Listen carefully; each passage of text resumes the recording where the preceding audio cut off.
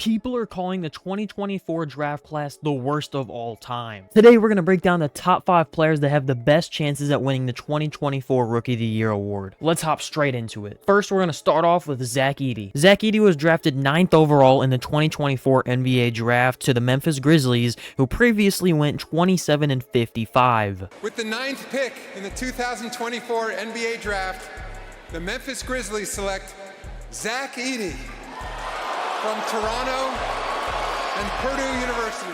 After the Grizzlies made serious attempts to move up from number 9 in pursuit of Donovan Clingan, the Grizzlies chose to stand pat and select Edey, the next best center on the board. Memphis was known to be seeking a true center to play alongside Jaren Jackson Jr. in the front court, and it got a long-term piece of the puzzle with Edey, whose bruising throwback style endeared him to NBA teams over the course of his college career. The second player I'm going to introduce in today's video is Yves Missi. Missi was drafted 21st overall by the New Orleans Pelicans. With the 21st pick in the 2024 NBA draft, the New Orleans Pelicans select Yves Missi from Yaoundé, Cameroon and Baylor University. Missi was strongly linked to New Orleans throughout the pre-draft process, with the Pelicans in the market for more athleticism and size at center.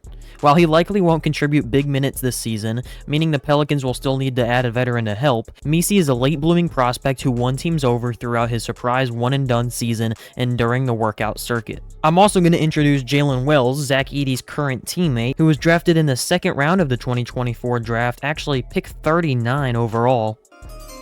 With the 39th pick in the 2024 NBA Draft, the Memphis Grizzlies select Jalen Wells from Washington State University. Wells is a late-blooming perimeter shooter who broke out this season at Washington State and offered sleeper appeal to teams in the second round. He'll be a developmental addition for the Grizzlies after Memphis selected big man Zach Edey in the first round. Next, we have Stephon Castle. Castle was the number 4 overall pick in the 2024 NBA draft, and he was drafted by the San Antonio Spurs. With the 4th pick in the 2024 NBA draft, the San Antonio Spurs select Stephon Castle from the University of Connecticut. The Spurs coveted the defensive versatility and playmaking upside Castle supplied at UConn last season and were excited to select him here, giving them another building block as they build out the roster around Victor Wembanyama. As the holder of 2 top 10 picks, San Antonio has been among the most active teams in trade scenarios, but Castle's availability helped simplify its decision at number 4. Which direction San Antonio goes at number 8 will presumably complement this selection. And the player that actually ended up going number 8 in the 2024 NBA draft was actually Rob Dillingham, but there was a trade that sent him over to Minnesota. In return, San Antonio received future draft picks. The final player I'm going to introduce is Alexander Sarr. You guys may know, but he went number 2 in the draft, right behind Zachary Rasache, number 1 overall. With the 2nd pick in the 2024 NBA draft, the Washington Wizards select Alex Sarr from Toulouse, France, overtime elite and Australia's Perth Wildcats of the NBL. It was a little secret around the NBA that Sarr and the Wizards had become comfortable with one another in the prior weeks before the draft, with Washington strongly valuing his upside and Sarr and his camp preferring the Wizards' full-scale rebuild and uncluttered roster as a developmental landing spot. Sarr should be an impactful interior defender right away. Given the strides he made last season in his mobility, length, and instincts, he will need seasoning and patience to maximize his all-around upside, but could be a long-term cornerstone for the Wizards, who selected another Frenchman, Bilal Coulibaly, in the top 10 of last year's draft. All of these players have made significant impacts toward their current teams, which is why they find themselves atop the Rookie of the Year race. Here is what NBA.com thinks. NBA.com has Zach Edey at number 3, Alexander Sarr at number 2, and Yves Missi at number 1. Now I want to go a little bit more in depth with every single player. First, I'm going to combine Jalen Wells and Zach Edey into one specific segment here because they are on the same team and they're both contributing similar things. For Jalen Wells, it might be coincidental, it might not be. But when the second rounder from Washington State scores 10 or more, the Grizzlies are 19-4. When he doesn't, they're 5-9. Jalen Wells has contributed to a lot of important wins, but certain ones feature the Chicago Bulls, the Denver Nuggets, the Golden State Warriors, and the Atlanta Hawks. Not only is Jalen Wells doing really well, the Grizzlies are also getting a lot of help from Zach Edey this season. He is averaging 10.9 points per game, 7.9 rebounds, and 1 assist. Edey is also second on the team with a .596 field goal percentage, which is only about 1/100% away from surpassing Brandon Clark. Now let's move on to Yves Missi. Missi leads the class of 2024 in rebounds, offensive rebounds, and double-doubles, and ranks 3rd in blocks. He's not impacting winning, but folks in New Orleans are excited. Teammate CJ McCollum said this: "He's probably surprised himself.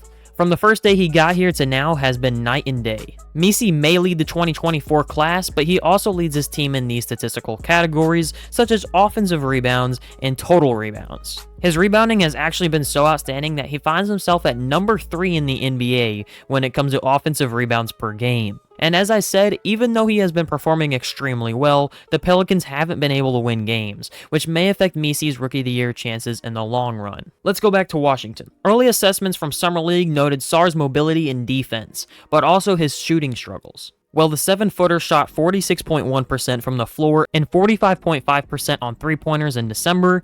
He's vastly improved from October and November. Some people hesitate when they're not making them. He was not. That's one of the things that we've learned about him, is how strong he is mentally. Sarr hasn't made much of an impact for his team either, as the only statistic that jumps out is his blocks, which he currently averages 1.7 blocks per game, which would put him at number 1 in Washington and number 6 in the NBA. And finally, we have Stephon Castle. His production and efficiency dropped across the board from November to December, taking his ladder ranking with him. Castle has been a really inconsistent player for the Spurs this season. He's shown flashes of greatness and flashes of awfulness. He's scored 0 to 9 points 15 times, whereas he has scored 10 plus 19 times. So you don't know what you're going to get on a nightly basis from Stephon Castle. Now let's talk about the overall award and what things might impact the race. There are many factors that influence the Rookie of the Year award, like playing time, team performance, and media attention. These actually play a bigger role than you may believe. You may have noticed already, but normally bigger market teams tend to get more rewards than smaller markets. Here's a look at the current attendance for the 2025 season, which could come into play come award time. Another important thing to note is Zach Edey's already missed 14 games this season, which means he's only allowed to miss 3 more before becoming ineligible to win Rookie of the Year. Now, I think it's time for me to give my final prediction. Here's my final prediction for the 2025 NBA Rookie of the Year. I strongly believe that Zach Edey deserves this award, however, I don't believe he is going to stay above the 65-game threshold. Therefore, I believe that Jalen Wells will win the award. It is pretty crazy that these two are competing for the award on the same team, and I can't wait to see the end results. I know everyone is saying that this is a crazy weak draft class, and to be honest, it kind of is. It's kind of disappointing compared to the last couple of years, but I still want to hear you guys' thoughts in the comments below. Who you guys think will come out on top with the award? I know a lot of you guys would like to have seen Jared McCain get it. However, we know that he had to go through surgery. He's out for the season, so he is ineligible for the reward. I know some of you guys might think Dalton Connect, but we're narrowing it down to these 5 players, and I don't believe that anyone else really has a chance. So make sure to comment down below you guys' thoughts, and I'll see you guys in the next video.